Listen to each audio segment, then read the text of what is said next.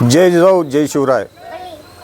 गेले 6 दिवस झालं या ठिकाणी शेतकऱ्यांच्या न्याय हक्काच्या मागण्यांसाठी सर्व शेतकऱ्यांनी संभाजी ब्रिगेडच्या माध्यमातून इथं साखळी उपोषण आयोजित केलेलं आहे। तसं पाहिलं तर गेल्या 4 महिन्यापूर्वी याच ठिकाणी याच जागेवर शेतकऱ्यांनी आमरण उपोषण केलं होतं। त्या उपोषणामध्ये तहसीलदार असतील, जिल्हाधिकारी असतील, डेप्युटी कलेक्टर असतील, सगळ्यांनी हस्तक्षेप केला। आम्हाला कमिशनरपासून हस्तक्षेप केला आणि तुमच्या न्याय हक्काच्या मागण्यांसाठी आम्ही सरकारी दरबारी त्या हक्काच्या मागण्या आम्ही सरकारच्या कानावर घालूत आणि तुम्हाला न्याय मिळवून देऊत आणि येत्या 2 महिन्यामध्ये तुम्हाला विमा मिळेल अशा पद्धतीचं आम्हाला खोटं आश्वासन देऊन आम्हा सर्व शेतकऱ्यांची त्यावेळेच्या अधिकाऱ्यांनी, प्रशासनानं आणि सरकारनं फसवणूक केली। वारंवार शेतकऱ्यांनी याची विचारणा केली असता उडवाउडवीचे उत्तरं दिले।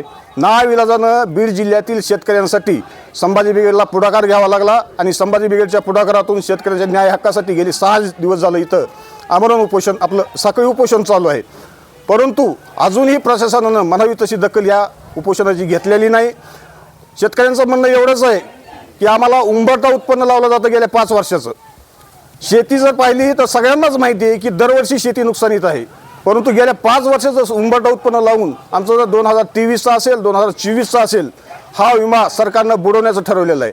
आणि याच्या पाठीमागे सरकारचा उद्देश एवढाच आहे। आमची सगळ्या शेतकऱ्यांची अशी शंका आहे की कंपन्यांचं घाबाड बांधण्यासाठी शेतकऱ्यांचा तोंडचा घास काढून घेण्याचा सरकार प्रयत्न करत आहे।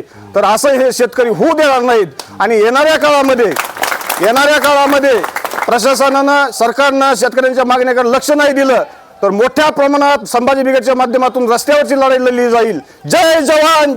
शेतकऱ्याचा, कष्टकऱ्यांचा, श्रमिकांचा घामाचा पैसा शेतकऱ्याकडून जे पीक विमा मागणी आहे ते पीक विमा गेल्या 2023चा मंत्रालयामध्ये पेंडिंग आहे, 2020चा सुप्रीम कोर्टात पेंडिंग आहे, 2025साठी ही आमची पीक विमाची तीव्रतेने मागणी आहे।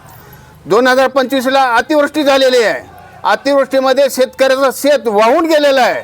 ज्यांनी पीक विमा भरला त्यांना त्यांच्या हक्काचा मोबदला मिळाला पाहिजे, पीक विमा मिळाला पाहिजे।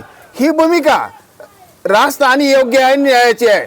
जर पीक विमा नाही मिळाला ह्याच्या नंतरची स्टेप 9 ऑगस्ट 2026ला मंत्रालयाच्या समोर हे शेतकरी आंदोलनाच्या बसण्याच्या तयारीत आहेत।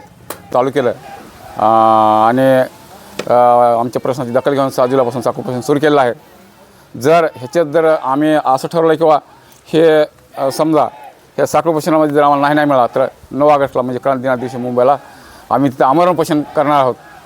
आणि जी फडणवीस साहेबांनी ऑगस्ट सप्टेंबरमध्ये अतिवृष्टी झाली होती आणि त्यावेळेस त्यांनी सांगितलं शेतकऱ्यांचं खूप मोठं प्रमाणात नुकसान झालं आहे, पीक कापणी पुरवणं करता आम्ही 17,500 रुपये हेक्टरी शेतकऱ्यांना देऊ असं फडणवीस साहेबांनी सांगितलं होतं।